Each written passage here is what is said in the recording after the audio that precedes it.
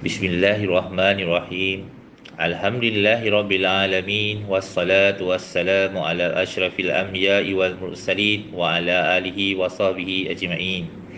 Ya Allah, ya Rahman, ya Rahim, hanya padamu sahaja kami panjatkan kesyukuran atas segala rahmat dan berkat-Mu.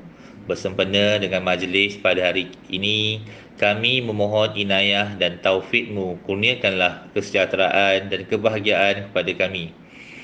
Bukakanlah hati-hati kami, lapangkanlah dada kami supaya kami dapat mengisi ilmu dan pengetahuan yang berguna untuk agama, bangsa dan negara.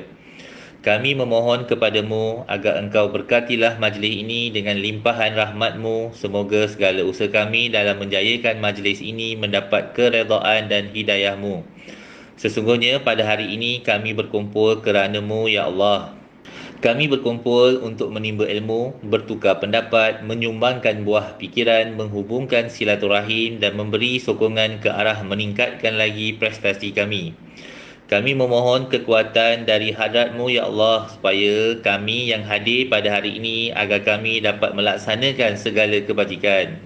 Dan kami mohon perlindungan dengan Engkau daripada melakukan keburukan. Ya Allah, kurniakanlah kepada kami kekayaan ilmu pengetahuan dan hiasilah diri kami dengan sifat lemah lembut. Serta muliakanlah kami dengan ketakwaan dan indahkanlah diri kami dengan kesihatan.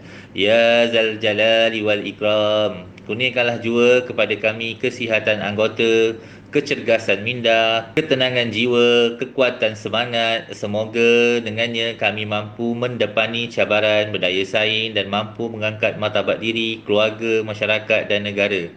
Rabbana atina fid dunya hasanah wa fil akhirati hasanatan wa qina azabannar. Wa sallallahu ala sayyidina Muhammadin wa ala alihi wa sahbihi wa sallam walhamdulillahi rabbil alamin. Alhamdulillah, bersyukur kehadrat ilahi kerana dengan izinnya kita dapat bersama-sama dalam siri bicara Okum Bulan Kemerdekaan. Siri bicara ini diadakan adalah untuk memberi sutikan motivasi serta memahami dan menyertai OKU dalam teknologi. Kita amat bertuah kerana dua orang panjang telah dijemput khas untuk sesi perkongsian bicara kali ini. Untuk makluman hadirin sekalian, bicara ini bersiaran langsung dari dua platform iaitu Google Meet dan Facebook Celik OKU. Okey, dengan seterusnya saya menjemput pengarah OKU untuk memberi kata-kata aluan untuk program ini.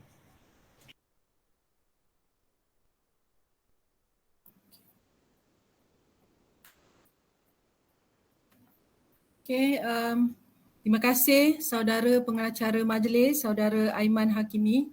Bismillahirrahmanirrahim. Rabbi syrahli sadri wa yassirli amri wahlul 'uqdatam min lisani yafqahu qawli. Amin. Amma ba'du. Yang hormat Profesor Datuk PS Dr. Yusri bin Zainuddin yang menjalankan fungsi sebagai Naib Chancellor UMP, yang berusaha Cik Siti Hawa Apandi, Presiden Kelab Okum, yang dihormati dua ahli panel jemputan kita iaitu Puan Zaidah binti Tamjiz dan Encik Nur Azhar bin Abdul Rasid, tuan-tuan, puan-puan, para hadirin dan hadirat komuniti maya yang dikasihi sekalian. Assalamualaikum warahmatullahi wabarakatuh dan salam sejahtera. Alhamdulillah, bersyukur kehadrat Allah Ta'ala kerana dengan limpah rahmat, kurnia dan izinnya, maka saya dapat hadir secara maya untuk memberi ucapan aluan bagi program Siri Bicara Inspirasi Okum Merdeka dengan tema Okum Prihatin dan tajuknya Membudayakan Ekosistem Mesra OKU, Aspek Keibubapaan dan Kerjaya.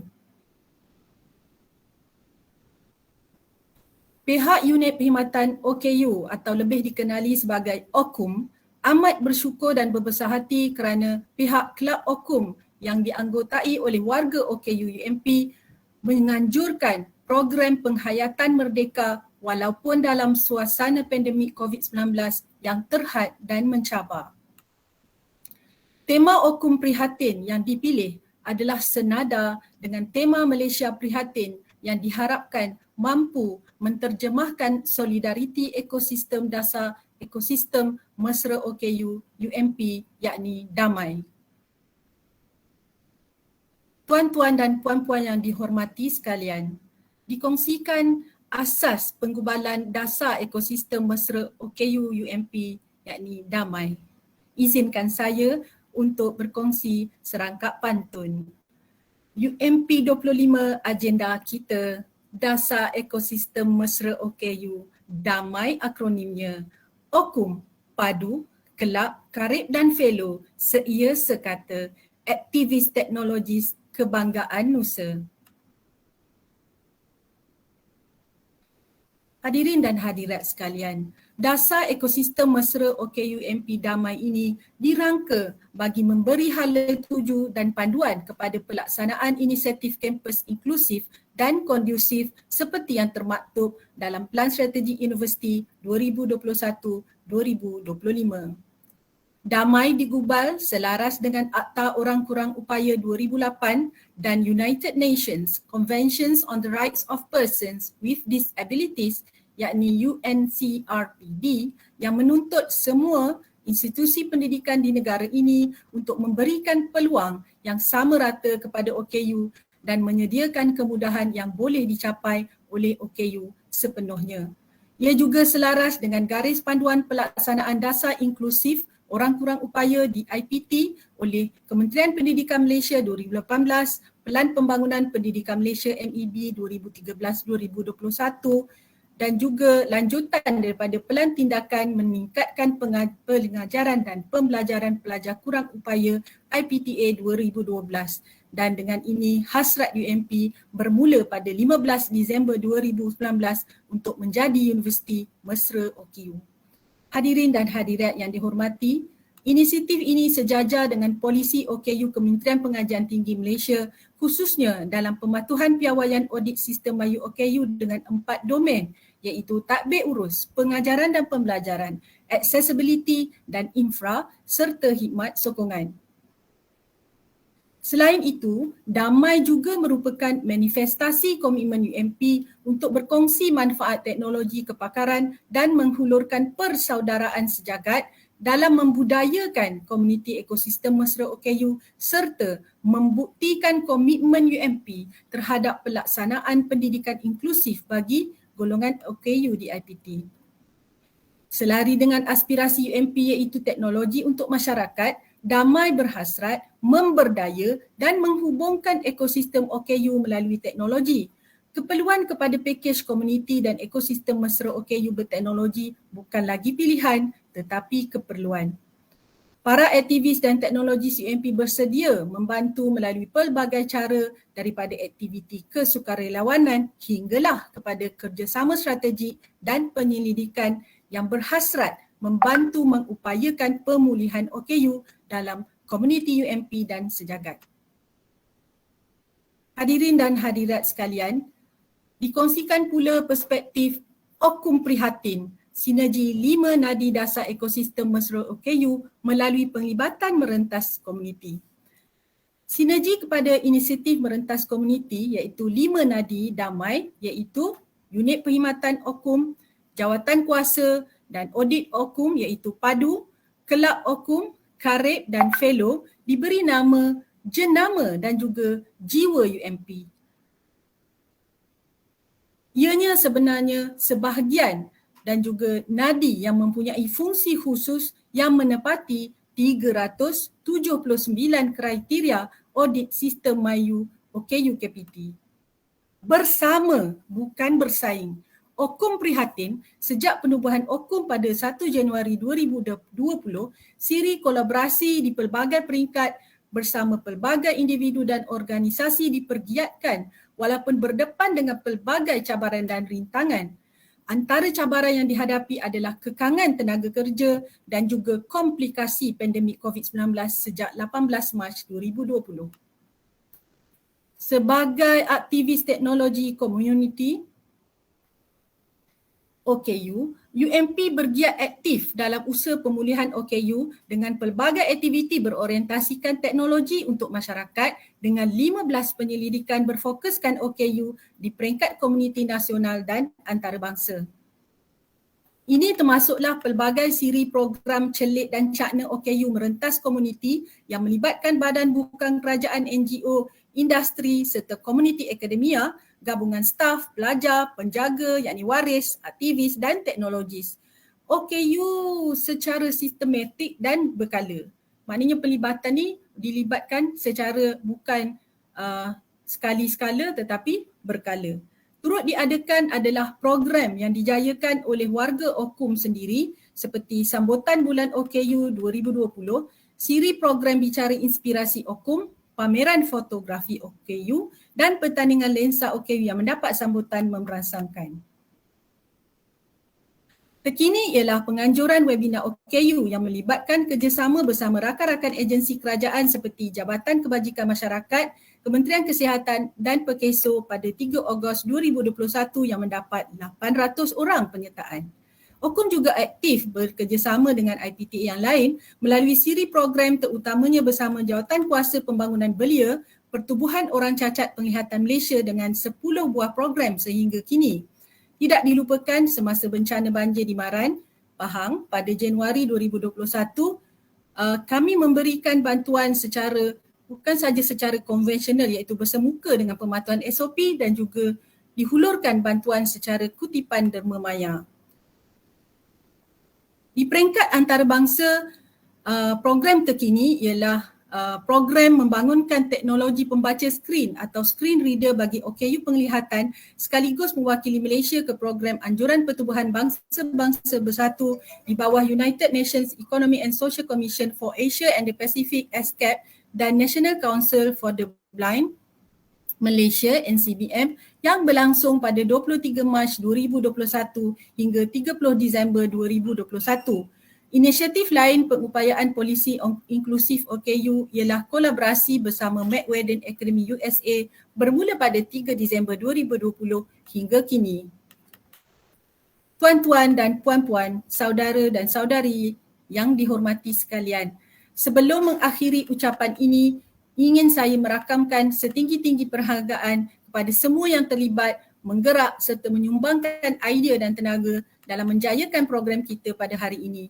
Dalam masa yang sama, diharapkan kita kekal cakna, menjaga kesihatan dan mematuhi prosedur yang ditetapkan oleh pihak kerajaan sebagai solidariti memutuskan rantaian COVID-19. Saya akhiri dengan serangkap pantun. 5 nadi penggerak damai, merentas komuniti, manfaat sejagat, bakti ditabur, budi dituai, muafakat OKU, membina umat. Sekian, wabillahi taufiq wal hidayah. Wassalamualaikum warahmatullahi wabarakatuh. Terima kasih. Terima kasih di atas kata-kata yang disampaikan sebentar tadi daripada pengarah Okum. Dengan segala hormatnya dipersediakan Naib Chancellor menjalankan fungsi Timbalan Naib Chancellor, menjalankan fungsi Naib Chancellor Profesor Datuk TS Dr. Yusri Bezanudin dalam meresmikan program seri bicara inspirasi OKU. Dipersediakan. Terima kasih kepada saudara Aiman selaku pengacara majlis. Bismillahirrahmanirrahim. Assalamualaikum warahmatullahi taala wabarakatuh. Salam sejahtera. Yang berusaha Dr. Munirah binti Abdul Razak, pengarah unit perkhidmatan OKU UMP. Yang berusaha Cik Siti Hawa Apandi, Presiden Kelab OKU UMP. Panel jemputan kita pada pagi ini Puan Zaidah binti Tamyiz dan Cik Nur Azhar bin Abdul Rashid. Tuan-tuan, puan-puan, para hadirin yang dihormati sekalian. Alhamdulillah, syukur kehadirat Allah Subhanahu Wa Taala kerana dengan limpah rahmat kurnia dan izinnya maka dapat saya hadir secara maya untuk merasmikan program siri bicara inspirasi OKUMP Merdeka yang bertemakan UMP prihatin dengan tajuk membudayakan ekosistem mesra OKU aspek keibubapaan dan kerjaya. Pihak pengurusan amat mengalu-alukan inisiatif yang diambil oleh unit perkhidmatan OKU UMP untuk menganjurkan program sebegini, di mana tema pada hari ini iaitu OKUMP Prihatin yang dipilih adalah senada dengan tema Malaysia Prihatin yang juga tema bagi sambutan Bulan Kebangsaan tahun 2021. Penganjuran siri bicara inspirasi OKUMP Merdeka ini adalah kesinambungan siri bicara OKUMP tetapi dengan tema kemerdekaan, iaitu memfokuskan dua aspek penting iaitu keibubapaan dan kerjaya menjadi dua peniup semangat untuk memerdekakan keupayaan potensi komuniti OKU secara optimum dalam membudayakan ekosistem mesra OKU. Tuan-tuan dan puan-puan yang dihormati sekalian, rumah adalah kampus pertama buat anak-anak. Mereka diasuh dan dididik dengan penuh santun dan kasih sayang yang oleh murabbi yang pertama iaitu ibu dan ayah. Mereka diasuh dengan kemahiran hidup yang menyeluruh sehingga mampu menyumbang dalam komuniti di pelbagai peringkat. Aspek keibubapaan adalah jiwa kepada sistem nilai dan kepribadian seorang anak yang menjadi pedoman dalam kehidupan mereka. Kejayaan seorang graduan yang holistik yang selari dengan aspirasi dasar pendidikan negara iaitu jasmani, emosi, rohani dan intelektual iaitu JERI diacu oleh ibu bapa. Hari ini kita bertuah kerana seorang ibu luar biasa iaitu Puan Zaidah Tamyiz akan berkongsi pengalaman dan panduan berguna sepanjang mendidik serta membesarkan seorang anak istimewa yang bukan sahaja cemerlang di peringkat kampus dan nasional, malah di peringkat antarabangsa. Inspirasi OKUMP Prihatin kali ini juga turut membawakan perkongsian pengalaman staf OKU yang juga merupakan pereka grafik UMP iaitu Encik Nur Azhar bin Abdul Rashid. Pelibatan hampir 21 tahun dan bergiat aktif dalam pelbagai aktiviti kemasyarakatan dan kepimpinan menyerlahkan sisi jiwa dan peribadi yang merdeka. Sikap dan kepribadian beliau yang cakna dan prihatin kepada komuniti mendapat kepercayaan di tempat kerja dan juga komuniti setempat. Kepimpinan beliau terselah apabila beliau diberi kepercayaan sebagai pengurusi kelab My Suara penerbit UMP. Beliau dilantik sebagai Yang di-Pertua Persatuan Ibu Bapa dan Guru PIBG Sekolah Kebangsaan Serandu, Pekan, Pahang serta berperanan sebagai naib pengurusi komuniti rukun tetangga KRT di Taman Seri Tanjung Selangor, Pekan. Kepribadian unggul, kreativiti dan kemahiran kepimpinan beliau yang mampan dalam komuniti di tempat kerja serta di tempat tinggal membuktikan warga OKU adalah ikon profesional merentas komuniti. Semoga ini dapat memberi inspirasi dan tauladan kepada semua bahawa OKU juga boleh bersama dalam memimpin dan memberi sumbangan bermakna kepada komuniti.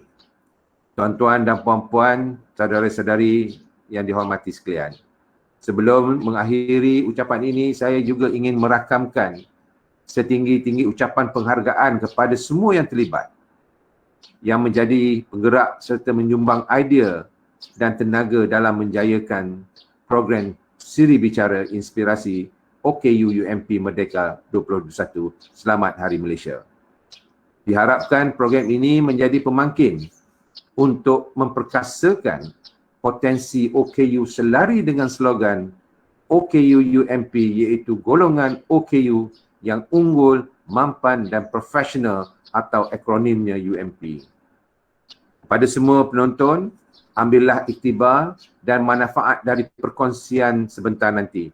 InsyaAllah, gabungan dua panelis jemputan kita pada hari ini mampu memberikan inspirasi dalam membentuk pengalaman, tips serta nasihat berguna sebagai panduan bersama.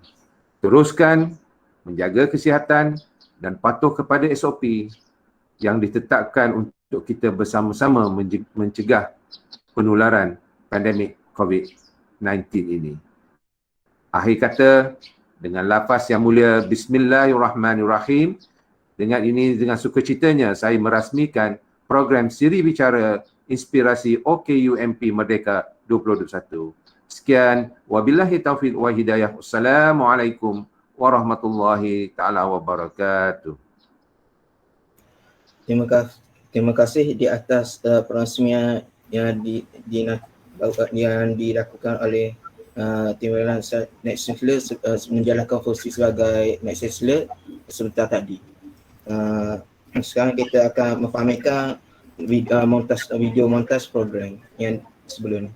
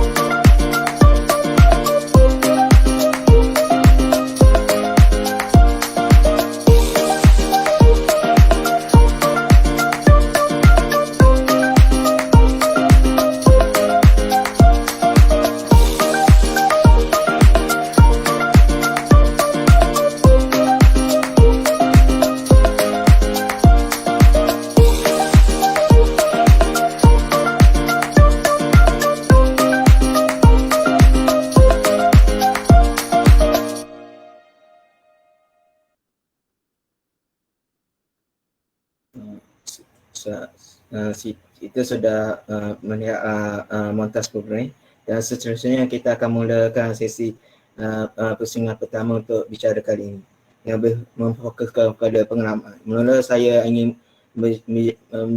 membaca sedikit biodata ringkas ahli panel jemputan kita pada hari ini.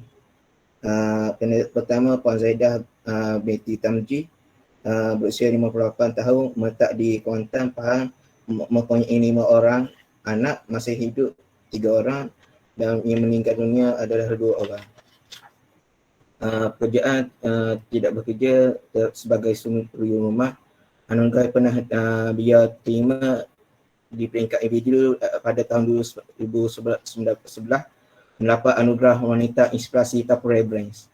Di peringkat luar, Puan Zaidah mendapat pada tahun 2013 mendapat anugerah khas Matahari daripada Persatuan Wanita Universiti Malaysia Pahang, Matahari. Dan untuk panel kedua kita, Tuan Nur Azhar Abdul Rashid, berusia 47 tahun, meletak di Pekan Pahang, mempunyai 4 orang anak dan pekerjaan beliau sebagai pelakon grafik atau juru foto. Dan pengalaman dalam bidang kerjaya beliau ialah di Pekan Universiti pada tahun 2000 hingga 2002, bertugas sebagai pembantu amal, dan pada selepas 2002 hingga sekarang bertugas sebagai pelakon grafik, menjalankan tugas juru foto mengikut arahan jabatan seperti mereka seni grafik dalam buku Collaboration. Peranan dan perlibatan dalam masyarakat dan tempat kerja, dia pernah jadi pengurusi kelab Masyarakat Penerbit UIP, dan di peringkat 2 dia pernah menjadi yang diperwa PABG SK Serandu dan juga pengurusi KRT Taman Seni Tanjung Serandu. Okey, seterusnya kita mulakan pusingan ini dengan mengajukan soalan kepada Puan Zaidah. Soalan pertama, Ada tanggapan ibu bapa anak keperluan khas tiada masa depan.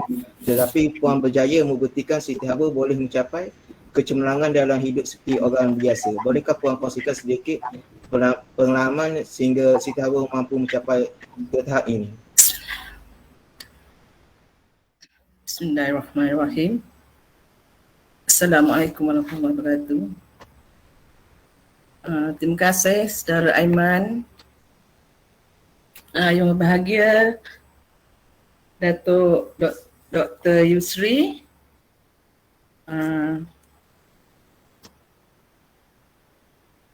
Zainuddin yang menjalankan fungsi Naib Chancellor Universiti Musa Pahang, Dr. Munirah, pengarah OKUM, dan ahli panel Cik Azhar. Bismillahirrahmanirrahim.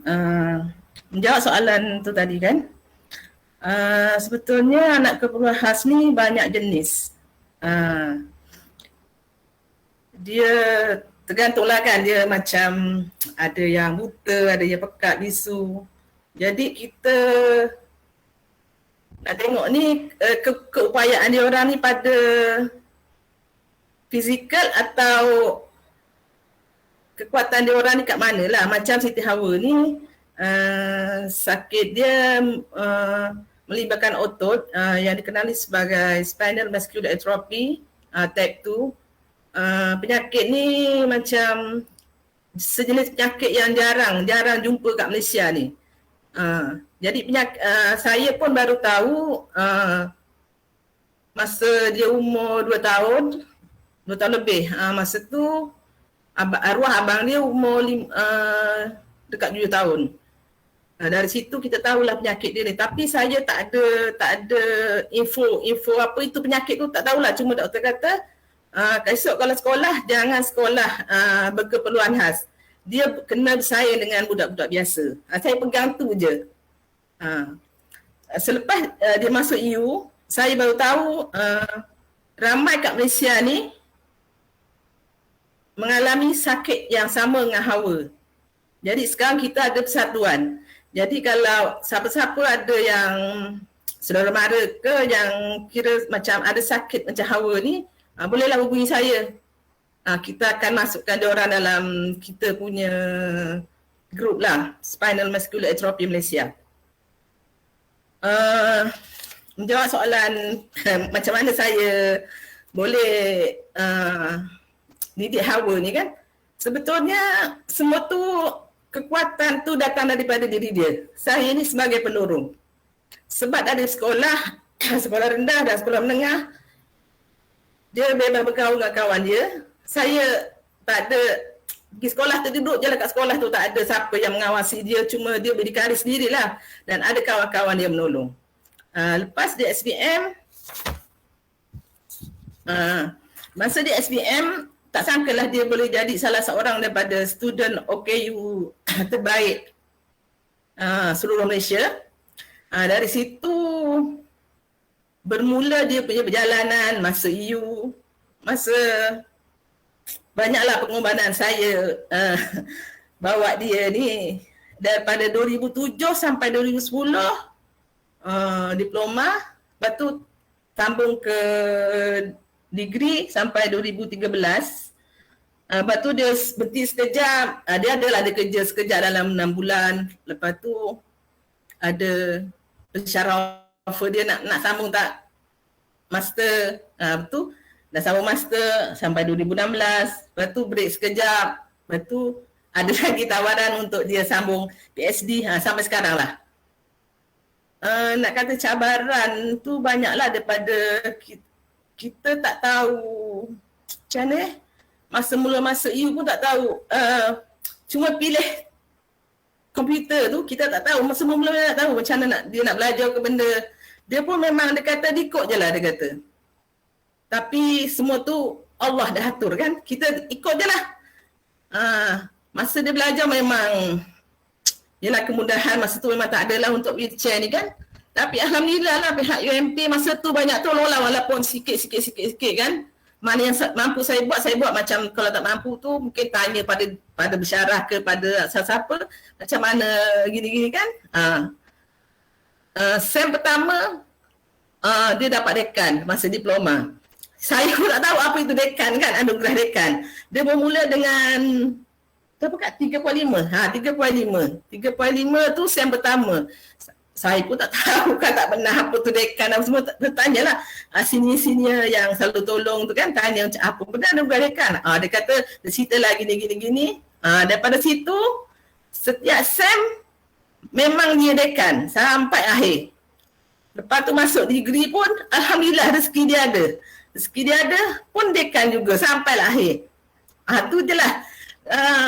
Macam mana nak dia belajar ni pun atas kekuatan dia lah. Macam saya ni jadi dia punya tulang belakang dia lah. Pasal dia pun pergerakan dia terhad kan. Pergerakan terhad. Lepas tu apa-apa macam dia nak pergi sana sini tu kalau dia tak larat, memang saya lah. Memang saya lah kena usaha untuk dia. Tanya dia nak apa, nak suruh pergi mana, nak pergi pejabat mana. Kan luas kan, MP jabat luas di sana sini kan. Tanya dia nak hantar borang ni ke mana, nak hantar ke mana. Jadi saya lah. Jadi nasihatlah kat ibu bapa yang ada anak berkeperluan khas ni, kita tengok mana kekuatan dia orang lah. Macam sekarang ni tengok atlet Paralimpik. Kan ramai dah berjaya kan. Mungkin dia orang akademik dia orang mungkin tak seberapa, tapi keupayaan dia dalam bidang lain berjaya tu. Tengok sekarang saya pun bangga lah tengok anak-anak OKU dalam sukan Paralimpik. Kan saya pun ikut bersorak juga masa menang tu kan, Paralimpik tu. Jadi bangga. Kita yang orang luar ni bangga, ibu bapa dia orang lagi bangga. Itulah. Jadi pengalaman macam perjalanan kat UMP ni, dia kadang-kadang dia dapat macam projek-projek dia tu kan. Pensyarah dia kata awak berjaya ke sini. Dia akan tanya saya dulu, Mama boleh tak ni pensyarah kata kena pergi luar daripada UMP lah, kena pergi masa tu pergi Penang, tu pergi Perlis, tu boleh tak pergi? Saya cakap tanya pensyarah dulu, kalau nak pergi boleh tak bawa keluarga? Saya kena bawa tu macam saya kena pergi atau salah seorang dari keluarga, bapa atau adik dia. Gitulah pasal dia ni kena bawa angkat dia semua kan, keupayaan dia tu saya kena tulah. Kalau dalam belajar kat kampus tu banyaklah tolong kawan-kawan, kerana senior dia ni kalau dia tak tahu, dia meredah je dia tanya orang. Dia tolong, kerana tanya senior yang dikenal kan. Gitu je lah.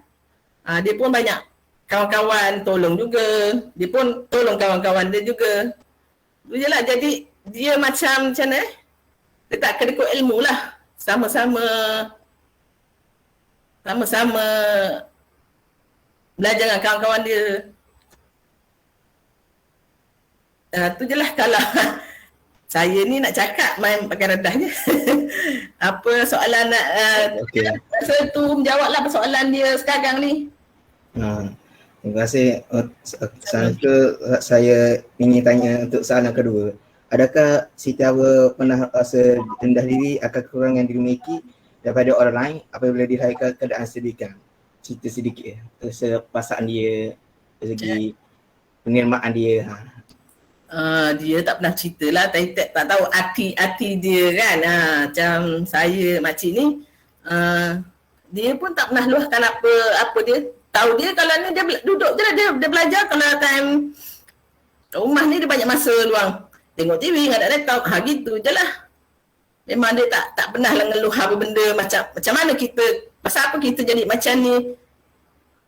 Tak macam normal lain. Daripada kecil memang tak ada. Sebab masa tu dia arwah abang dia kan, dia berdua tu memang tak pernah tanya kenapa jadi macam ni. Saya pun tak, masa tu tak terfikir. Anak-anak tak pernah tanya kan.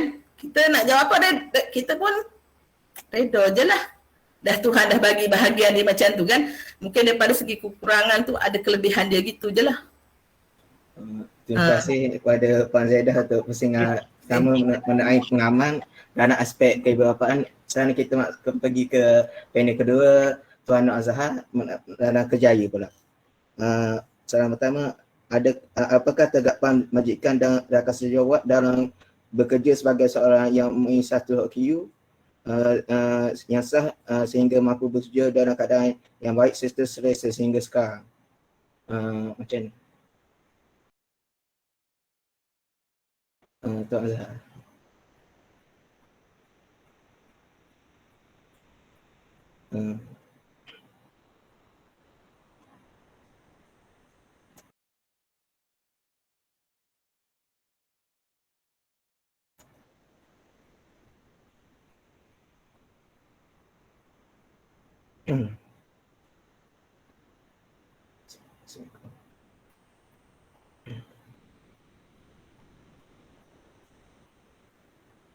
Panel pertama, panel kedua, Tuan Azhar. Okey tak? Okey tidak.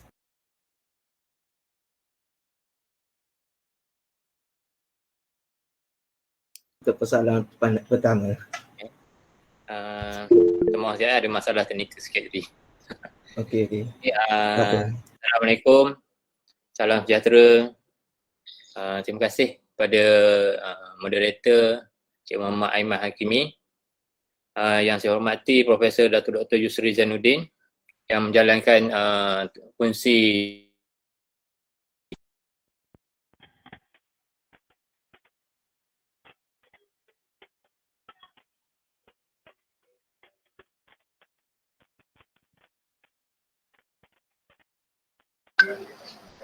Tak dengar suara.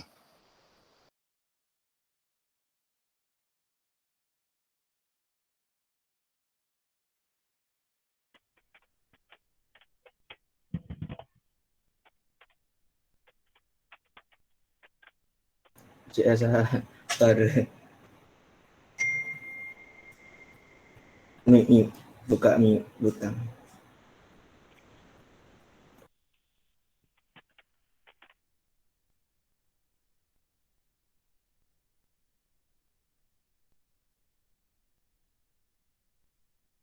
Unmute butang suara. Okay. Assalamualaikum. Boleh dengar Boleh. Okay, saya ulang mula. Okay, Assalamualaikum dan salam sejahtera dan selamat Hari Malaysia. Terima kasih kepada moderator kita Cik Muhammad Aiman Hakimi, yang saya hormati Profesor Datuk Dr.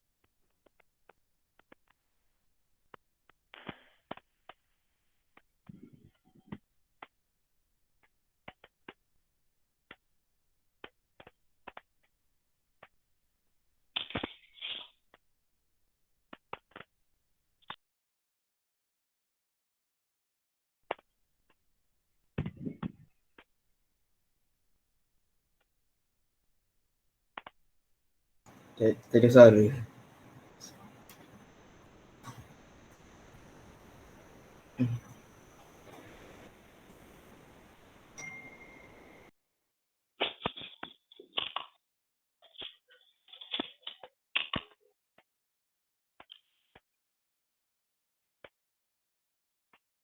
Mungkin Tuan Azhar ada masalah internet connection.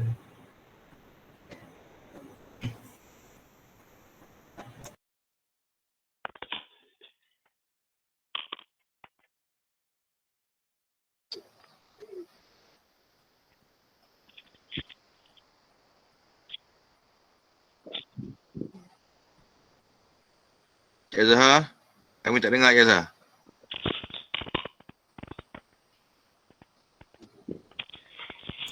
Cik Azhar guna telefon. Okey, Cik Azhar. Guna hotspot. Berat. Buka. Ya. Jadi saya pergi pada soalan yang diberikan oleh Tuan Moderator tadi. Apakah tanggapan majikan dan rakan sejawat dalam bekerja sebagai OKU yang mempunyai status daripada JKM. Jadi kalau kita sebut pasal kerja ataupun kerjaya ni, semua orang nak bekerja. Orang tak OKU pun bekerja, orang OKU pun bekerja sebab kita perlukan mencari rezeki.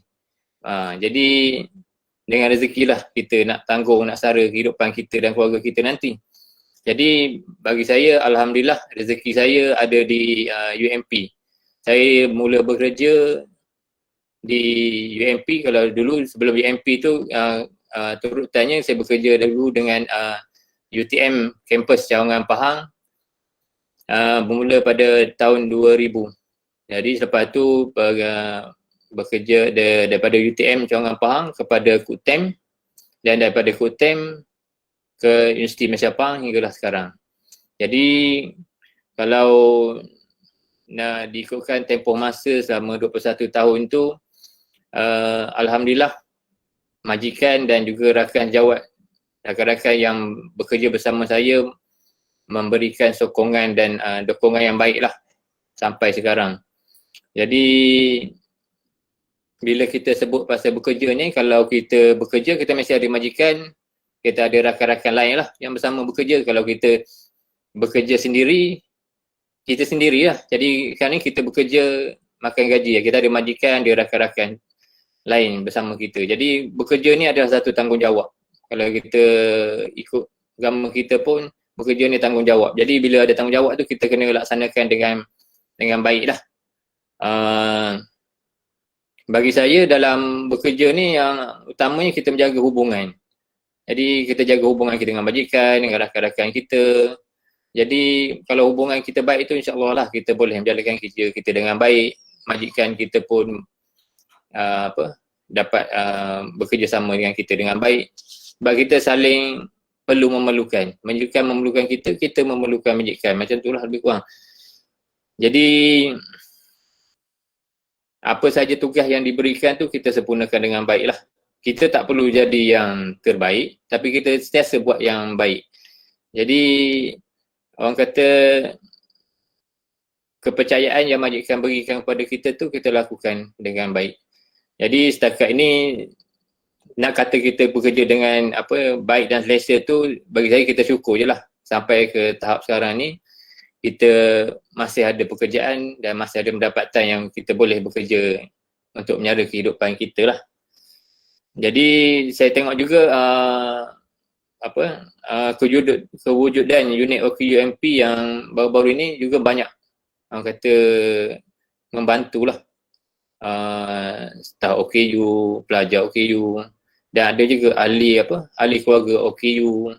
Jadi unit OKU yang diwujudkan oleh majikan kita UMP ni sebagai orang kata platform yang baik lah untuk warga OKU semualah, daripada pekerja, staf dan juga ahli keluarga yang mungkin ada keluarga OKU. Cuma bila kita sebut OKU ni kategorinya banyak. Jadi pengalaman saya tak dapatlah nak kata nak kongsikan berbagai-bagai pengalaman, sebab separuh orang mungkin nampak OKU tu dari segi fizikal, kecacatan fizikal, tapi kadang ada OKU yang kita tak nampak. Dari segi fizikal dia kita nampak okey, tapi dia ada kecacatan lain atau kekurangan lain. Jadi dari segi yang kata kita kena saling kata faham, memahami dan saling mengambil berat juga lah. Sebab kalau saya alhamdulillah syukur rakan-rakan semua pun memberikan sokongan dan dukungan yang baik dalam menjalankan tugas, dan saya pun syukur sebab tugas saya sesuai dengan keadaan saya. Mana kalau saya mungkin kekurangan dari segi fizikal, yang kadang-kadang fizikal saya tak boleh nak buat kerja yang agak berat dan sebagainya lah. Jadi kerja saya ni saya rasa sesuai lah dengan keadaan saya. Begitu juga kalau ada yang saya cakap ni, OKU lain dia ada berbagai-bagai kategori dan mungkin kena sesuai dengan kategori OKU dia untuk kerja tu dan sebagainya. Jadi setakat ni saya rasa alhamdulillah bekerja di UMP ni majikan menjadikan suasana yang baik dan rakan-rakan pun menyokong semua. Okay, terima kasih. Okay, untuk soalan kedua, adakah wujud kesedaran kemanusiaan terhadap kerja OKU untuk menjalani kehidupan seperti Malaysia biasa, macam untuk menjalankan tugas sebagai ketua keluarga menunaikan tanggungjawab seorang Muslim, solat segi kemudahan masjid untuk OKU. Lepas tu macam nak meningkat mutu kerjaya, cara kita kerja. Macam mana Cik Azhar? Ya, terima kasih. Soalan tu agak nampak macam panjang sikit. Jadi tak apalah kita kongsi-kongsikan. Jadi kalau kita tengok pada masa sekarang, kalau kita nak bandingkan 20 tahun dulu dengan sekarang, mungkin ada perbezaan lah. Jadi kesedaran terhadap orang OKU ataupun pekerja OKU ni saya lihat semakin baik lah. Kerajaan pun semakin menambah baik perkara-perkara yang berkaitan dengan OKU dan pekerja OKU ni. Berbagai-bagai bantuan, berbagai-bagai panduan yang diberikan kepada orang OKU. Jadi memangnya kerajaan nampak lebih prihatin sekarang. Jadi kalau kita nak tengok kesedaran tu, dia mesti luas lah. Maknanya bukan saja tempat kerja, di luar, di dalam masyarakat, di mana-mana sajalah. Kesedaran tu mesti datang dengan keseluruhan daripada masyarakat. Kalau tidak, dia nampak tak cantik, tak sempurna. Ada kala kita perlu menyantuni orang OKU dengan lebih baik, kemudahan dengan lebih baik. Tapi alhamdulillah benda tu saya lihat ia akan sentiasa ditambah baik dan akan sentiasa menuju yang lebih baik lah. Jadi kalau tengok soalan tadi, contohnya menjalani hidup sebagai manusia biasa. Begitu juga kalau bagi orang OKU, bagi saya lah, kita baikkan OKU adalah kekurangan dari segi yang saya lihat fizikal. Jadi menuntut ilmu, mencari kemahiran itu saya rasa perlu bagi orang OKU. Dalam suasana sekarang, keperluan ilmu itu penting lah.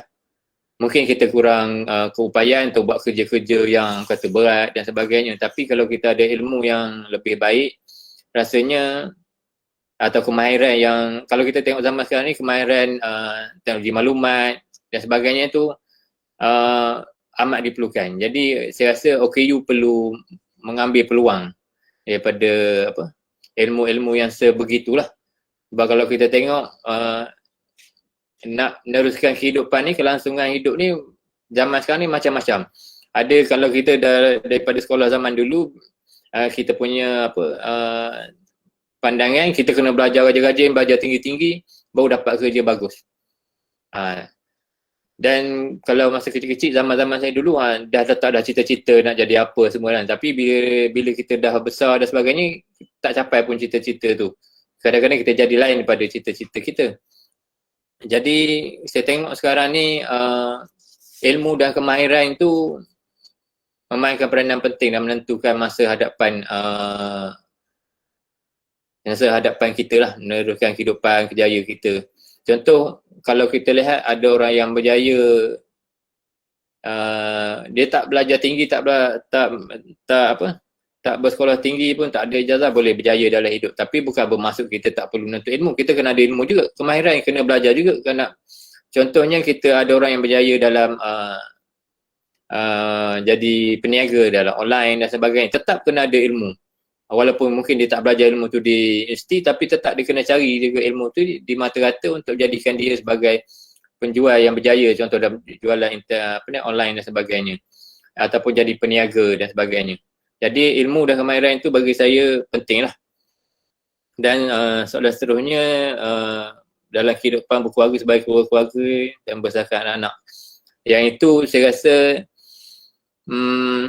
seperti saya cakapkan tadi, kategori OKU ni dia banyak kategori. Ada yang saya nak kongsikan pengalaman online tu susah lah, sebab saya mungkin kita tak menempuh seperti yang orang lain tempuh. Jadi bagi saya, alhamdulillah saya dikurniakan isteri yang memahami, anak yang memahami. Jadi saya rasa tak ada masalah sangat lah. Boleh menguruskan keluarga dan anak-anak tu dengan baik lah. Tapi saya tak tahulah, mungkin ada orang yang OKU yang, kalau mungkin kita pernah baca, pernah lihat OKU yang di luar sana yang orang kata fizikal, jatuh fizikal yang agak kata kekurangan yang agak teruk dan sebagainya, tapi mereka pun masih boleh kata survive, meneruskan hidup dengan baik. Jadi alhamdulillah semuanya atas kehendak dan kemampuan kita, dan kalau kita berusaha dengan betul-betul, insyaAllah kita boleh teruskan hidup ni dengan baik. Dan di samping itu juga soalan yang tadi sebagai kerjaya tu sebagai bekerja grafik, menyesuaikan dengan menyesuaikan diri, keseimbangan dalam kehidupan berkerjaya tanpa menjejaskan keluarga sebagai muslim dan menunaikan ibadat. Cakap ni tak ada masalah. Bagi saya, kerja saya boleh disesuaikan dengan keperluan kita sebagai muslim untuk menjaga ibadah semua, tak ada masalah. Kita sebagai muslim, kita dah ada agama kita yang dah guide kita sebagai panduan kita untuk menguruskan kerja kita, ibadah kita dan sebagainya. Jadi yang penting kita, kalau buat agama, kita mendalami ilmu agama. Jadi agama itu panduan kita dan sebagainya. Kalau buat kerja, kita ada ilmu kemahiran kerja kita, misalnya ilmu yang bidang grafik, kita dalami ilmu bidang grafik dan sebagainya. Jadi orang kata tak ada masalah. Jadi bidang kerja kita ilmu kerja, bidang agama ilmu agama, bidang keluarga ilmu keluarga. Jadi kita mesti ada kesanggupan dalam diri kita untuk sentiasa belajar dalam kehidupan. Apa saja yang kita buat, kita kena, dia ada ilmu daripada yang kita buat tu, kita kena belajar dan sanggup, orang kata ada kesiapan, kita betulkan. Contoh kalau kita masak pun, kita kena ada ilmu memasak, nak isi bahan apa semua dan sebagainya, ilmu juga. Nak tanam pokok pun kena ada ilmu. Kita tahu pokok ni kena siram berapa kali sehari. Kita nak baiki motor pun kena ada ilmu, nak tukar, nak buka ni panas saya apa, nak setting tu, setting ni semua kena ada ilmu. Jadi walaupun siapa kita, OKU ke apa semua, kita kuasai ilmu untuk apa, sebagai panduan kita untuk meneruskan kerja dan kewajipan kita sebagai muslim. Jadi itu saja. Terima kasih kepada Tuan Zaham menceritakan sedikit pengalaman dalam kewilayaan kerjaya dan pada Puan Zaidah dari segi keibubapaan.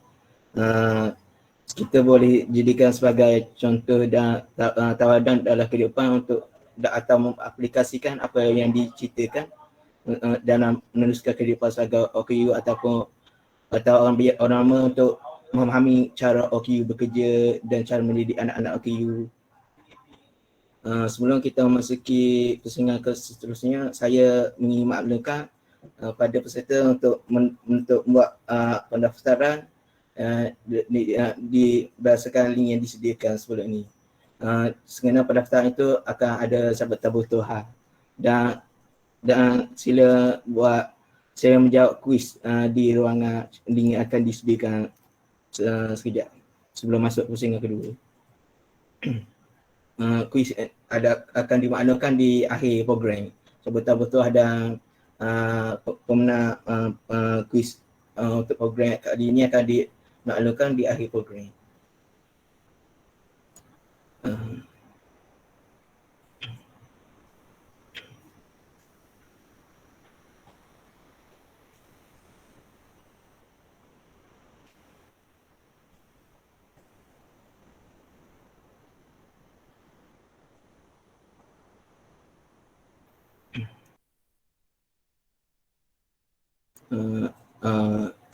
Pendaftaran sudah disediakan di ruang chat.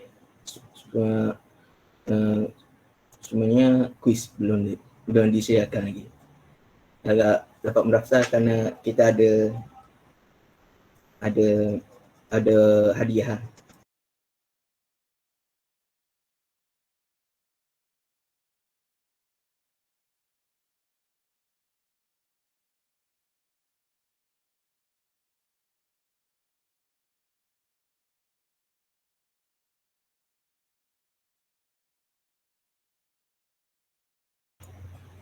Tu link kuis disediakan, baru disediakan, boleh siapa yang ingin menjawab.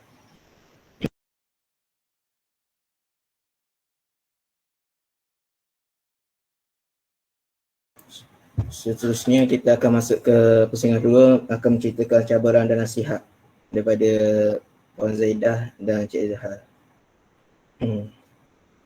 Untuk soalan pertama kepada Puan Zaidah, bagaimana sebarang untuk menjadikan pendidikan sebagai inspirasi untuk mendorong anak puan setiawa untuk berjaya dalam bidang akademik sehingga ke peringkat PhD seperti sekarang.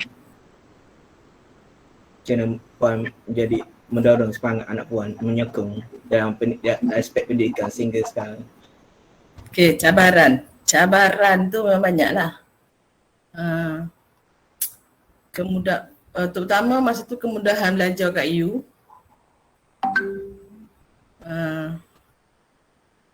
Akses untuk OKU tak banyak. Tapi alhamdulillah lah semuanya rakan-rakan masa tu yang sama batch dengan dia lah kan. Kalau lab kat atas tu, lab tu tak ada lift kan, ada tangga biasa. Selalunya makcik akan minta tolong lah. Budak lelaki angkat 4 orang lah, dia kursi roda tu kan, kena angkat 4 orang, kena lap kat atas. Jadi kalau tak ada budak lelaki tu memang payah lah. Tapi alhamdulillah lah kawan-kawan dia nolong, terima kasih. Kadang ada juga bersarah yang tolong angkat, kadang budak tak cukup tu, kadang dia orang datang lambat ke kelas kan. Tu lah. Lagi macam cabaran dia suka kalau dia ni kalau macam ada assignment dia tak suka bertangguh. Kalau macam ada group assignment tu kan dia pecah-pecah kan. Dia buat dia punya dulu. Kalau nanti dia tanya lah kawan dia, dah siap ke kau orang punya task tu apa benda?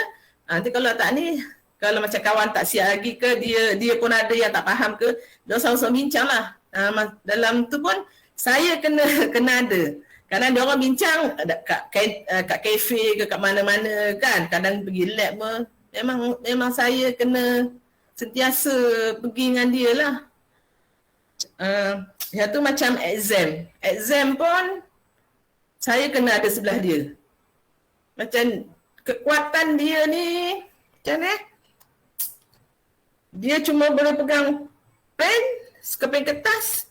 Kalau macam exam tu kan, kertas exam tu kan macam berlapis-lapis semua kan. Dia tak boleh nak buka selai-selai semua tu kan. Jadi saya kena duduk sebelah dia, minta masa sebelum masuk tu minta izin lah dengan pengawas peperiksaan. Tapi dia orang kebanyakannya dah kenal lah kan. Saya kena tunjuk dia lah, dia tanya muka surat apa. Saya memang kena dia lah, memang duduk sebelah dia lah. Itulah antara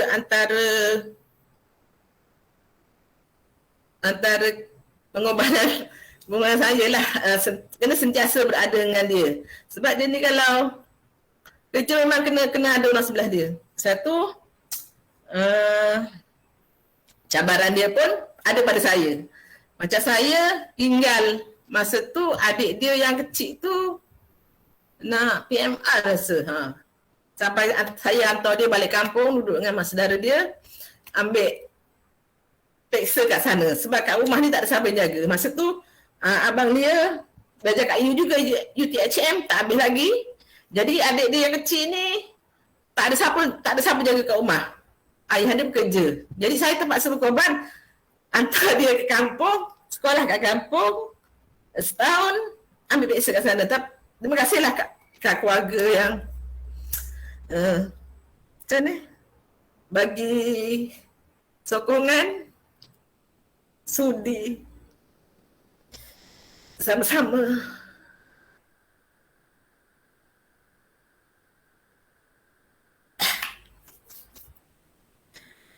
Berkorban untuk saya.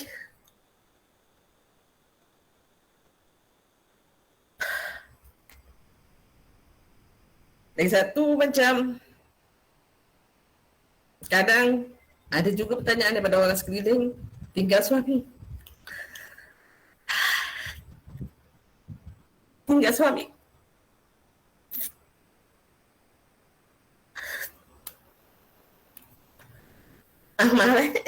Maaf, saya emosi sikit. Tak apa.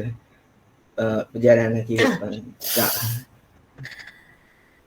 Macam makan kat kedai, elak saya berbalik seminggu sekali. Tak terurus lah. Kan? Jadi, saya pun terima kasih kat suami. Faham keadaan. Sebab nak bagi anak berjaya kan. Kalau tak kita, siapa lagi kan? Kadang orang ni pandang pun cakap anak belajar tinggi nak jadi apa kan? Pada saya, ilmu tu kita perlu cari. Tak apalah, saya cakap.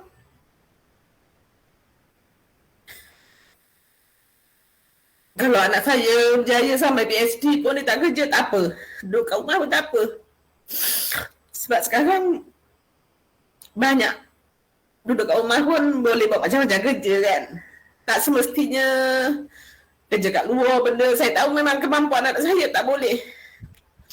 Saya tak boleh lepaskan dia keluar tanpa saya atau suami saya bersama-sama dengan dia.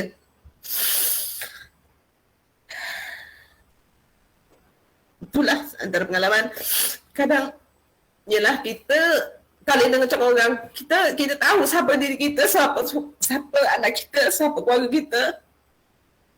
Biarlah orang cakap apa pun. Yang mengalami kita kan, sekurang-kurangnya kita banggalah. Kita ada anak macam ni pun, kita berjaya bawa dia, ketengahkan dia, tak simpan dia. Ada orang yang ada anak istimewa ni, dia malu nak ketengahkan anak dia. Tapi saya tak. Alhamdulillah, Tuhan bagi kemudahan. Dan saya bersyukurlah. Dan terima kasih kepada semua orang saya yang selama ni jadi tulang belakang. Itu je lah nak cakap. Terima kasih kepada Tuan Zaidah atas proses yang cabaran sebagai seorang ibu sendiri dalam mendidik seorang anak OKU. Begitu susah ni ingin digambarkan. Seterusnya nasihat pada ibu bapa di luar sana yang mempunyai nasib yang sama seperti Puan dalam mendidik anak berkualitas khas. Macam mana? Macam yang sama dari segi semangat, segi perjuangan pada ibu bapa di luar sana. Nasihat. Sikit nasihat. Saya rasa kat mak-mak keluarga kat luar sana lah, kita jangan pinggirkan anak kita. Walaupun anak kita tu istimewa tak istimewa ke, dia tetap anak kita. Lahir daripada rahim kita, itulah zuriat kita. Ya Allah bagi kat kita, kita jagalah sepenuhnya. Jangan kita beza-bezakan kasih sayang. Macam saya tak, dulu masa kecil-kecil pun kalau anak awal dengan arwah abang ni, kalau macam degil benda budak kan, nak gaduh ke benda, memang kena marah-marah jugalah. Jangan bezakan. Dah tu zuriat kita kan, Allah bagi kita ada sebabnya nak menguji keimanan kita. Jadi pada ibu keluarga-keluarga yang ada anak istimewa ke tak istimewa ke, jagalah anak kita, redalah dengan apa yang Allah bagi kat kita. Kalau anak kita tak berjaya kat bidang akademi, mungkin dia akan berjaya dalam banyak-banyak bidang lah. Sekarang ni banyak kat luar sana yang kerajaan dah buat macam, yalah, macam kalau tak masuk EU pun boleh mungkin masuk polis komuniti ke mana-mana yang macam Giat Mara ke. Kita bagi semangat lah kat anak kita. Jangan kata anak kita nak belajar, tak nak belajar, biarlah, tak nak belajar sudahlah. Gitu. Jangan. Selagi ada peluang, selagi itulah. Lebih-lebih kepada ada anak istimewa ni kan. Kita macam mak bapak dia jadi kekuatan pada dia orang. Jadi kalau kita biar je pada saya sayang. Tu je lah. Saya rasa menjawablah persoalan tu. Terima kasih kepada Tuan Zaidah atas nasihat diberikan kepada penonton sekalian. Sekarang ni kita pergi ke panel kedua mengenai cabaran sebagai OKU dalam bekerja. Tuan Zahar.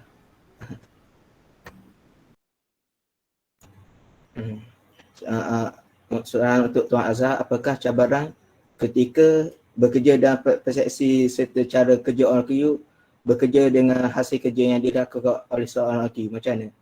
Macam kita buat kerja, orang kerja, ni kerja OKU tak perform ke apa, yang tak bagus, macam diremeh-temehkan. Okey, terima kasih Cik Muhammad Aiman Hakimi. Jadi bila kita sebut pasal cabaran ni, di mana-mana pun ada cabaran. Jadi orang kata tak semestinya dalam kerja kita, sepanjang hidup kita ni ada cabaran lah. Jadi apabila kita bekerja sebagai orang OKU ni, seperti yang kita sebutkan tadi lah, bagi saya OKU yang ada kekurangan sikit daripada fizikal. Jadi saya tak boleh buat kerja yang agak berat. Jadi cabaran saya di situlah. Jadi kalau kata kerja yang kena angkat barang berat, kena manjat tempat berat tinggi ke, jadi ada masalah sikit lah cabaran kat situ. Jadi tapi banyakkan kerja yang macam tu apabila saya, kalau kerja pereka grafik biasanya duduk di depan komputer je, tak ada masalah cabaran sangat lah. Cuma cabarannya nak menyiapkan kerja tu dengan cepat, dengan baik. Jadi kalau di luar tu contoh saya buat kerja fotografi lah, itu ada sedikit cabaran lah. Mungkin kita perlukan kekuatan fizikal dan tenaga sebagainya, tapi kadang-kadang kita perlu kreatif dalam menyesuaikan diri kita dengan cabaran yang ada di sekeliling kita lah. Begitu juga itu cabaran yang kata, tapi bagi saya hasil kerja orang OKU dan bukan OKU ni tak ada beza sebenarnya. Tapi itu bergantung juga kepada bidang lah. Sebab saya hanya boleh bercakap pada bidang saya lah. Bidang yang selain pada tu, seperti cakap dia, OKU tu macam mana? Kalau adakah dia fizikal, mental dan sebagainya, kelemahan dia kat mana. Jadi OKU tu kena kadang-kadang ada OKU yang cuba daya upaya juga dia untuk buat, kadang-kadang tak boleh dan sebagainya, dia perlukan bantuan orang lain untuk tolong. Jadi benda-benda macam itulah yang akan jadikan cabaran kepada orang OKU lah. Macam saya pun dari segi bekerja di pejabat, satu kerja lah, tapi kadang di luar, contoh saya pegang jawatan sebagai yang di Petua PIBG SK Serandu. Jadi kadang-kadang kita tak minta pun jawatan, tapi bila orang pilih kita, lantik kita tu, kita jadikan dia jadi macam tanggungjawab, dan itu di situ juga ada cabaran. Jadi bagaimana kita nak menangani atau nak menguruskan cabaran tu, kita kena gunakan gunakan akal dan kreativiti kita lah. Kita tak boleh buat kerja, kita mesti bekerjasama dengan orang lain. Kita mesti menyusun atur kerja kita, menyusun atur pasukan tim kita untuk buat kerja. Jadi baru benda tu boleh berjalan dengan baik lah. Bila kita dilantik sebagai memegang jawatan, bukan maksud kita kena buat sendiri semua kerja. Jadi kita kena kita ada AJK, ada orang bawah kita, jadi kita susun elok buat kerja. Jadi walaupun kadang-kadang cabaran kita untuk memikirkan, mengaturkan tugas-tugas itu sebenarnya.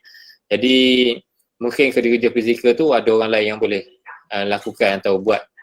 Jadi benda tu akan jadi, orang kata, berjalan dengan baik lah. Jadi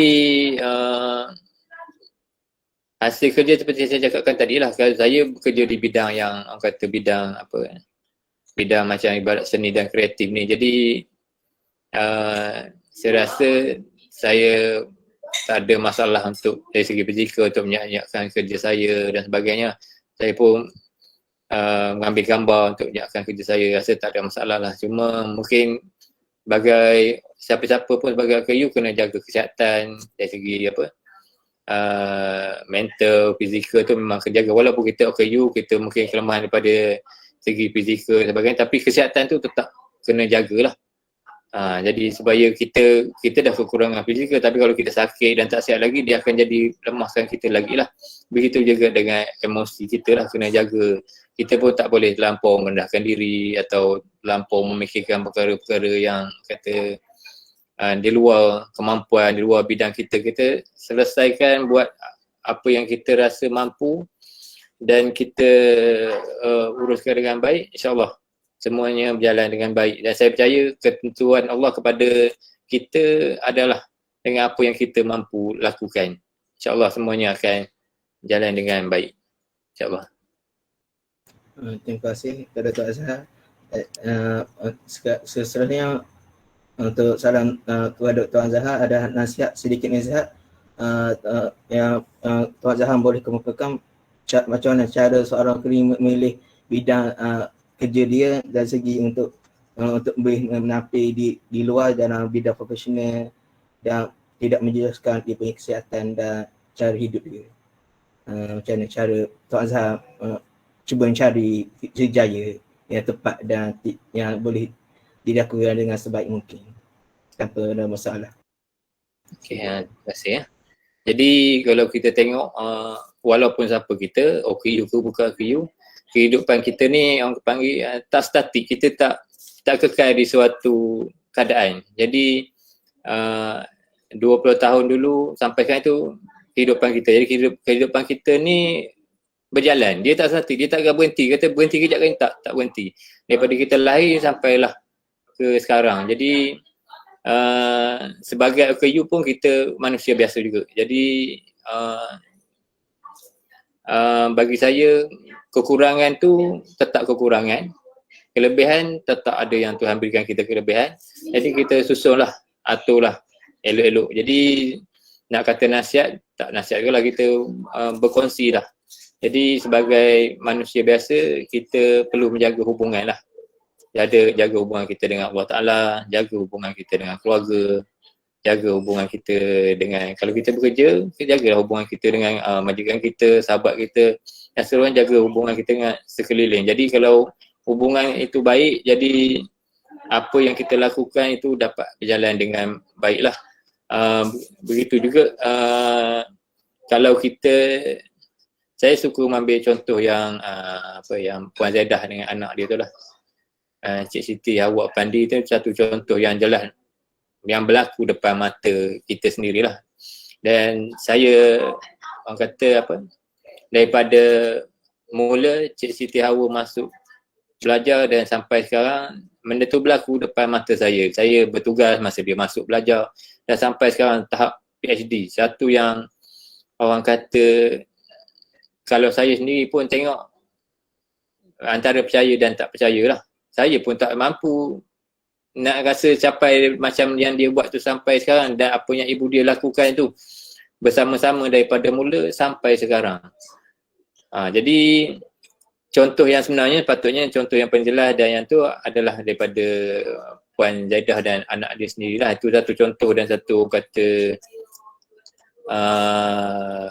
yang kita boleh ambil iktibar banyaklah pada situ. Kalau kita, saya masih ingat masa mula Siti Hawa Pandi masuk datang untuk belajar dengan keluarga, naik ke pentas, ambil ijazah, ambil diploma ijazah dan sampai saya ada di saat-saat itu, saya ada mengambil gambar dan sebagainya. Jadi kadang-kadang hati saya sendiri pun terdetik, Allah, besar sungguh kuasa Tuhan menunjuk semua benda-benda ni di depan kita. Jadi sepatutnya kita, benda yang berlaku ni menjadi inspirasi kuatlah kepada OKU lain untuk berjaya lagi lah.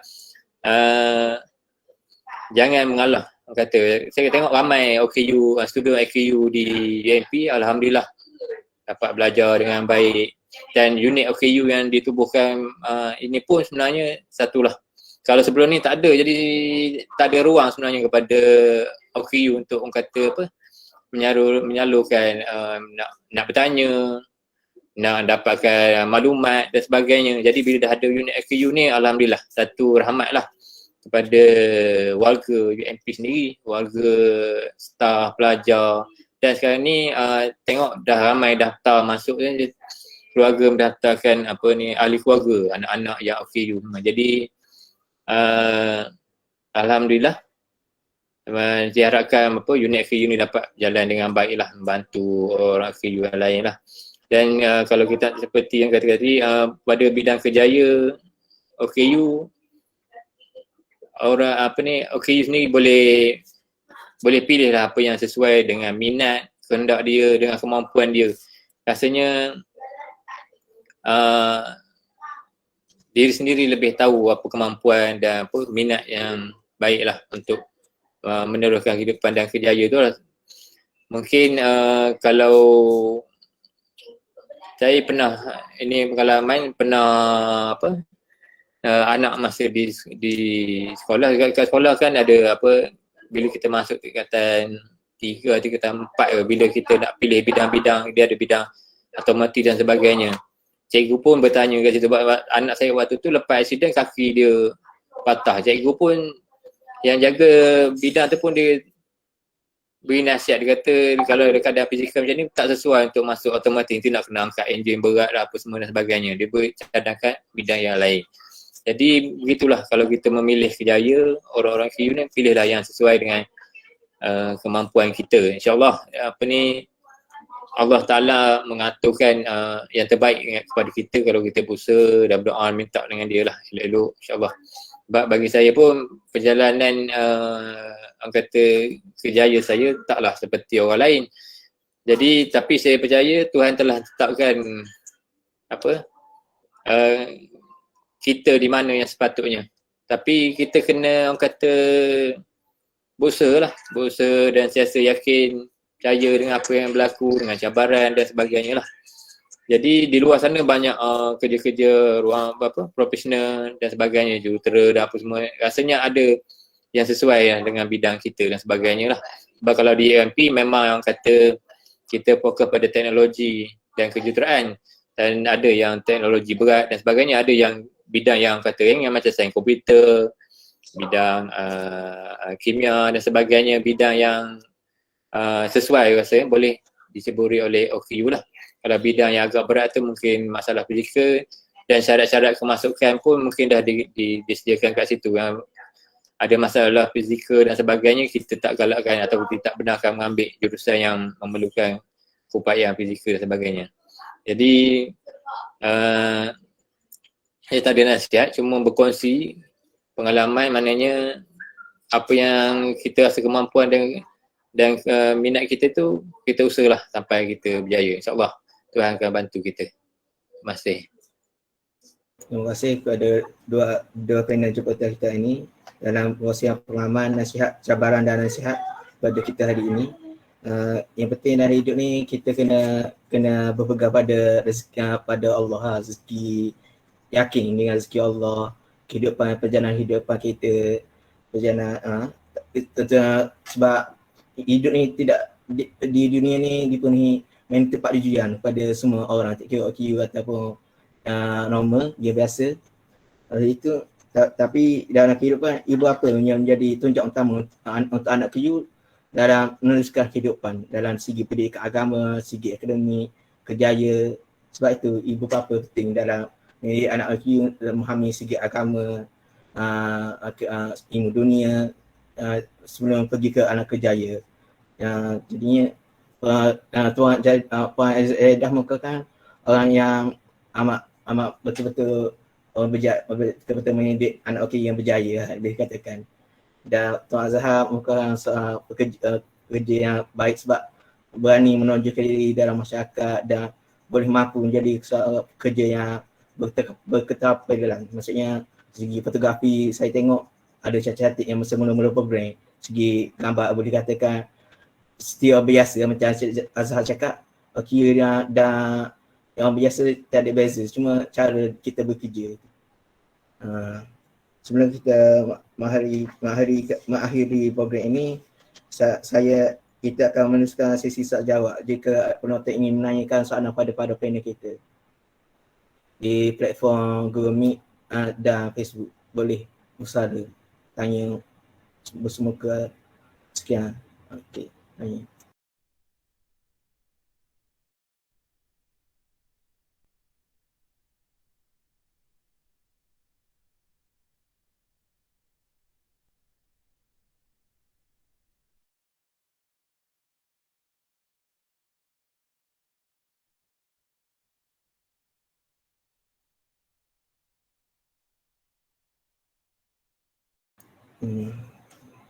Okay, itu saya boleh tanya soalan untuk Puan Zada.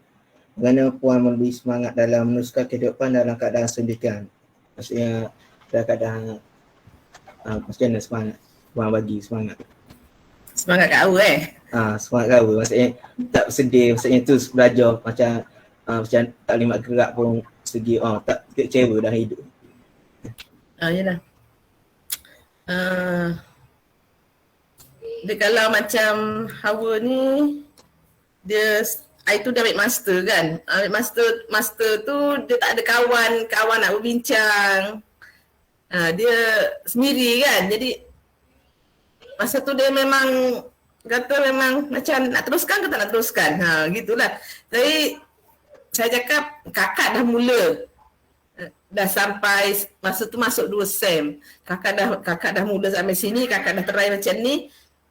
Sekarang ni kalau kita dah mula, kita nak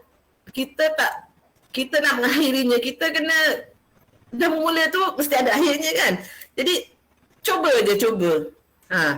InsyaAllah cakap dengan dia, Allah tu ada.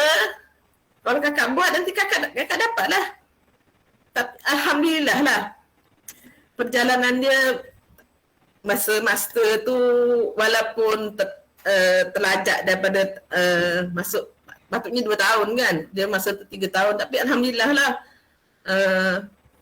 Dia berjaya lah tapi penuh dengan drama air mata jugalah dia masa tu kan. Masa dia tak ada pengalaman belajar tak ada kawan-kawan nak bertanya.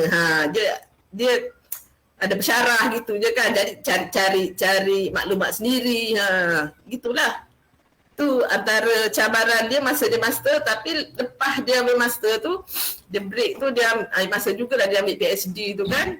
Tapi dah start PhD tu dia dah ada pengalaman dia ambil master tu. Alhamdulillah lah dia boleh atasi lah apa yang masa master tu dia masa PhD ni boleh bawa lah. Tu sebagai ibu bapa ni kita bagi sokongan je lah. Apa dia perlu. Macam saya pun kalau nak ngajar pun bukannya faham benda yang dia belajar tu, kita tak faham kan. Kalau dia kata cari benda ni untuk dia, benda cari macam ni untuk dia, itu je lah saya mampu. Lagi satu pensyarah-pensyarahnya pun alhamdulillah, terima kasih. Ni siapalah Dr. Jamal, Dr. Jamaluddin dan Dr. Roslina. Lepas tu seorang lagi Dr. siapa kak? Yang ajar tu. Ramailah yang tolong dia. Macam dia ni kalau tak faham dia tanya. Kat fakulti tu ramai pensyarah-pensyarah yang hebat-hebat kan. Daripada Jaziman. Terima kasihlah. Kalau Hawa tanya tu, minta tolong ke tak faham ke benda, alhamdulillah lah ramai staf-staf tolong dia, pensyarah-pensyarah tolong dia. Tu makcik bersyukur sangat dapat pensyarah-pensyarah yang baik-baik, sudi tolong Hawa dengan makcik lah. Okey, tu je dah. Ni Puan sendiri Dr. Salam nak ditanya macam mana Puan dapat sabar untuk merenunginya.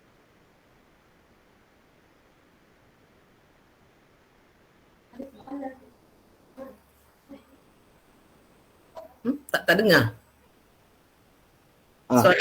Soalan macam mana Puan dapat sabar untuk merenunginya sedangkan ibu muda sekarang ni kadang-kadang tidak dapat mengawal kemarahan kepada anak di segi ni, maksudnya segi emosi lah. Macam mana Puan dapat bersabar dan kongsikan tips sedikit tips. Macam mana doa apa pun kita manusia biasa ni emosi mesti ada.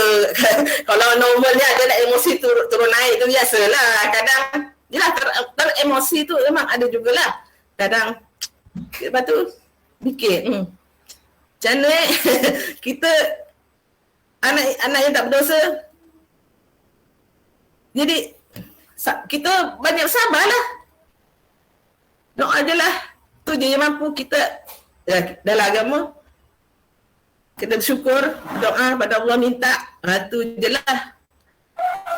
Emosi. Kalau ibu bapa sekarang tak tahulah kan. Macam saya pun dulu dah, keluarga kita pun tak ada yang belajar tinggi pun tak ada lah. Sebab macam saya ni, saya dalam family cucu, kira cucu sulung lah. Jadi macam saya nak tunjuk apa kat family saya lah, adik-adik saya. Anak saya ni, contoh lah, bukan nak bangga tapi contoh. Jadi sepupu-sepupu dia lain, adik-adik saya lain, nanti anak-anak dia orang tu contoh lah. Dia panggil tengok tak macam kakak, dia panggil awak kakak kan, kakak boleh berjaya, adik sepupu-sepupu lain tu insya-Allah bolehlah ikut jejak kakak tu. Jadi ibu-ibu muda sekarang ni jangan kalau jagalah anak-anak kita tu dengan sebaiknya, bagi pelajaran. Sekarang kan kemudahan belajar tak macam dulu. Sekarang banyak kemudahan yang kerajaan bagi. Jadi bagilah anak kita tu, jagalah semua seelok-elok dia. Jangan abaikan anak-anak kita. Tu je lah. Okey, seterusnya soalan untuk Puan Azhar daripada Facebook. Pada komen Facebook yang bernama Ajli Syukri, cakap apa pada pandangan Tuan Azhar, apakah cabaran utama warga OKU ini dalam kerjaya? Lepas tu macam mana Tuan Azhar sentiasa semangat dan bermotivasi walaupun mempunyai sedikit kekurangan? Maksudnya macam mana? Segi ingin tahu.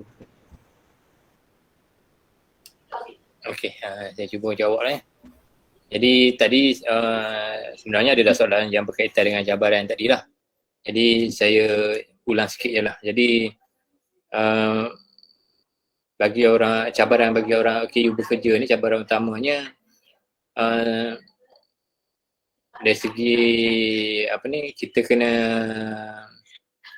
sebab kita tengok tadi kan seperti yang Puan Zaidah sebut pun, OKU ni ada berbagai kategori, banyak kategori. Jadi cabaran tu mungkin berbeza-beza. Jadi orang ni kekurangan dia macam ni, cabaran dia, fizikal dia macam ni, kekurangan dia macam ni. Ada orang ni OKU dia macam ni, jadi cabaran dia macam ni. Tapi kalau bagaimanapun kalau saya tengok kebanyakannya OKU yang berjaya tu memang dia orang ada kesungguhan lah. Walaupun ada cabaran macam mana, ada OKU yang tak ada tangan tapi masih boleh bekerja dengan baik. Ada OKU tak tangan tu bekerja guna kaki, boleh melukis guna kaki. Macam-macam kalau kita tengok di luar sana. OKU yang tak boleh berjalan boleh guna tangan dengan baik, boleh guna daya pemikiran dia dengan baik. Jadi cabaran tu berbeza-beza mengikut kategori OKU. Dan seperti yang kita lihat di luar sana pun, yang Puan Zaidah sebutkan tadi, OKU yang masuk sukan Paralimpik, dia situ kita tengok dia OKU dari segi lembab pembelajaran dan sebagainya, tapi fizikal dia kuat dan mantap, boleh bersukan dengan baik. Jadi macam tu dia kekuatan mental, tapi dia mungkin nak uruskan diri dia cabaran, dia tak boleh nak tu. Jadi ada orang lain yang akan bantu. Jadi cabaran tu berbeza-beza lah. Jadi yang seterusnya, kalau kita tengok berkaitan dengan Tuan Moderator tanya tadi, semangat dan motivasi ketika bekerja. Jadi bagi saya, Alhamdulillah saya bekerja dalam bidang seni dan kreatif ni. Kalau di MP saya bekerja dengan berbagai-bagai orang lah, bertemu dengan berbagai-bagai orang. Jadi saya suka bekerja macam tu, tak ada masalah. Cuma kadang-kadang saya di JMP ni memang kata satu keluarga besar lah. Keluarga besar, dalam tu ada berbagai orang, macam-macam orang kita boleh jumpa. Saya tak pernah belajar di universiti tapi bekerja dalam universiti. Jadi alhamdulillah saya dapat jumpa macam berbagai orang yang ada semua pendidikan tinggi-tinggi, ada ilmu tinggi-tinggi. Saya boleh jumpa ada ustaz, ada jurutera, ada orang teknikal, ada orang bahasa. Memang alhamdulillah cukup saya dapat bekerja dalam satu rumah yang kata ada berbagai-bagai dalam. Dan saya pun boleh berjumpa berbagai. Kadang saya tak belajar universiti tapi saya bila kita buat kerja dan saya ambil gambar, saya boleh masuk mamal kimia, boleh masuk mamal macam-macam amal kalau kita jumpa dalam universiti. Jadi benda macam tu kadang walaupun kita tak belajar, kita memotivasikan kita tengok jadi kita boleh cerita sikit ke orang. Jadi memotivasikan kita lah. Dan juga kalau kita seperti saya sebut tadi, kita bekerja ni, bila kita bekerja kita akan ada unit, ada jabatan, ada ketua, ada bos dan sebagainya, ada rakan-rakan. Jadi semua yang di sekeliling kita tu kita mesti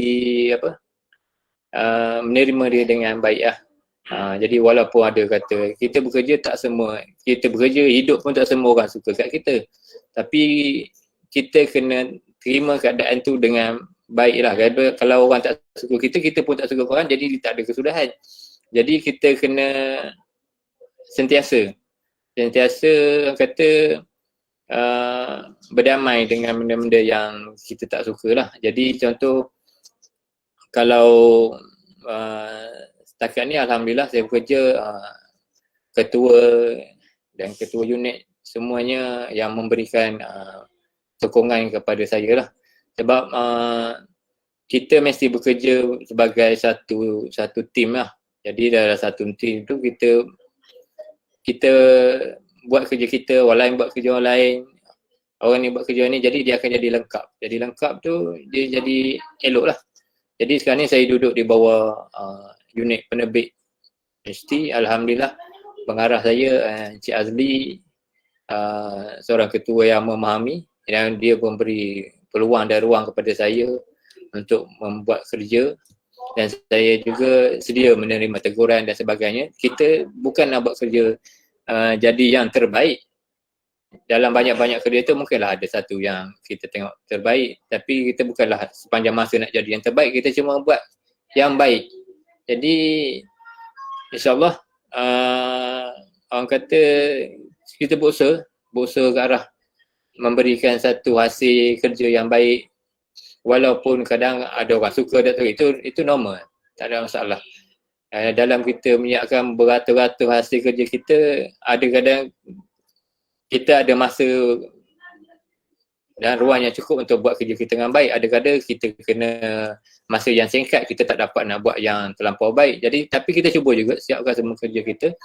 Jadi alhamdulillah setakat ni tak ada masalah. Rakan-rakan pun keliling dan rakan pejabat sama pun alhamdulillah orang yang kata baik-baik belaka, sentiasa menyokong dan memberi semangat untuk kerjasama lah.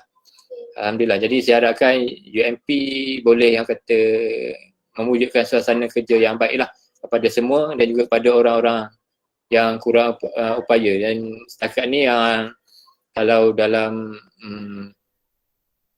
kelab OKU tu ada 2-3 orang lagi lah rakan-rakan OKU kami, contoh Encik Zuani, lepas tu Encik Fadil yang berada di PTMK. Alhamdulillah saya doakan mereka semua pun dapat bekerja dengan baik lah. Dan saya rasa itu sajalah dapat saya kongsikan bersama lah. Terima kasih pada Tuan Azhar. Di sini ada soalan tahaya pada warga OKU sendiri ya.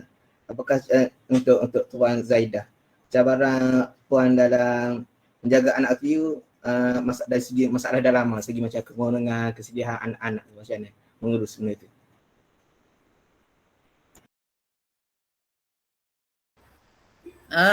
Macam tu urusan macam masalah dalaman. Macam saya, macam Acik ni tak ada pengalaman benda tu kan.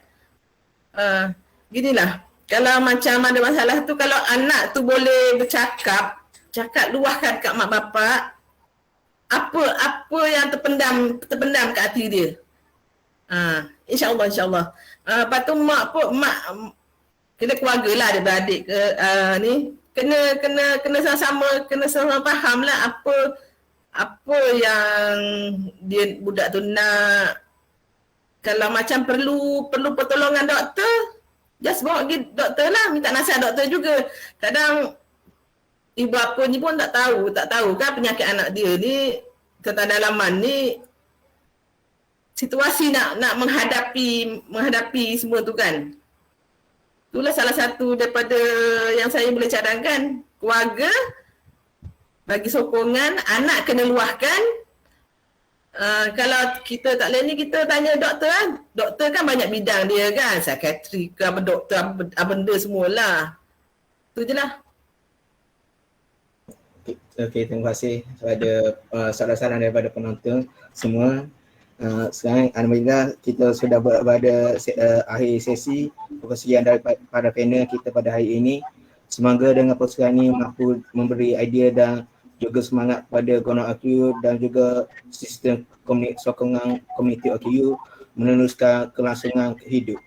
Selain itu juga saya ingin maklumkan bahawa UMP mempunyai dasar ekosistem Mesir OKU di bawah jawatankuasa penghormatan dan unit audit atau dikenali sebagai jawatankuasa padu. Dan di bawah jawatankuasa padu juga terdapat beberapa unit lain seperti Kelab OKU, Karik OKU, UMP, Fellow OKU UMP dan juga unit penghormatan OKU dikenali sebagai OKUM. Dan untuk pengantar semua, mesti UMP dapat dalam sistem UPU, berdaftaran pelajar mesti dapat beriktirafan kepada KBT sebagai mesti yang Mesir OKU. Sekian pada sekali lagi saya bagi pihak pengajar dan Kelab OKU UMP ingin mengucapkan jutaan terima kasih kepada Yang Berbahagia Profesor Datuk TS Dr. Yusri bin Zainuddin serta para hadirin menyertai siri bicara OKU kali ini. Dan minta maaf diminta jika ada terkasar bahasa dan khilaf yang ada. Kita sudahi dengan tasbih kifarah dan salawat as. Wabillahi taufiq wal hidayah. Wassalamualaikum warahmatullahi wabarakatuh. Terima kasih. Sebelum akhir program ini, saya ingin maklumkan pemenang sebutan bertuah. Yang pertama, Siti Ustazah Atirah binti Muhammad Zainuddin. Dan kedua, Noranillah Muhammad Nordin dan Noriana Khairuddin. Ya, pemenang ni pemenang jabatan bertuah ni akan dikontak selepas habis program.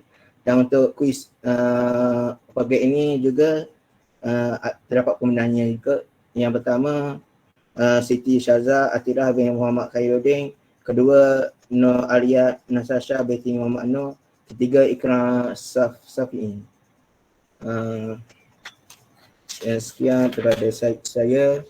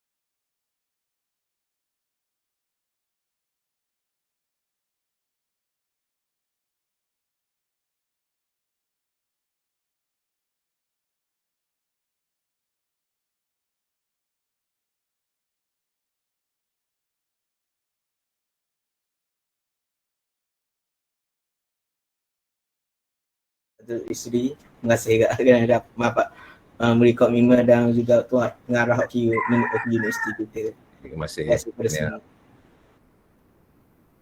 Alhamdulillah, terima kasih semua.